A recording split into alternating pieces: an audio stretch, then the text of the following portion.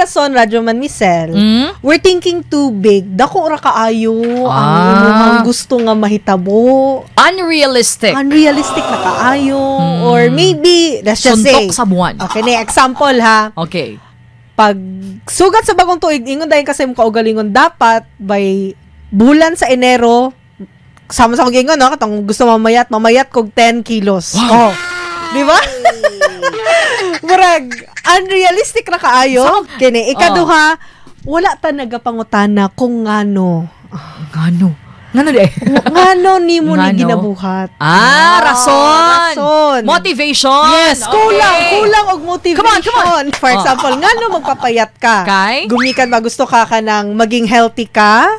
Or gusto ba ka nga masigo na tong mga damit nga di masigo sa imuha? Or maybe you want to feel ka nang okay kanang sa imong health, dili na ka kanang hangakon sa kagagdan, mga inanagod, kailangan kabalo ka sa rason. Ngano.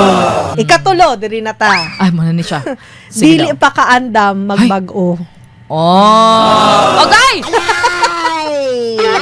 Bantog ra. Dili pa day ka ready di ay. Abi lang nimo. Kanang wishful thinking lang ay kanindot onda kung dato ko pagka Pebrero na dayon ko 3 million. Unya, di pa day kaandam kay gastador pa day kang dako. So kinahanglan manggod moagi gyud og proseso. Usahay manggod kanang nakadiha, gina-workout na nimo imong gusto buhaton, pero dili ka consistent. Consistency is the key. Diba? Grasya, Ginoo. Mapapayat ka. Nya kutob ra ka January. Pag February, wala na. So, wala gihapon. Mugay, dasig kayo ng mga naminaw ron ba? For sure, pag sugod ay, kumbate! Pag-abot nila kasi mana, na.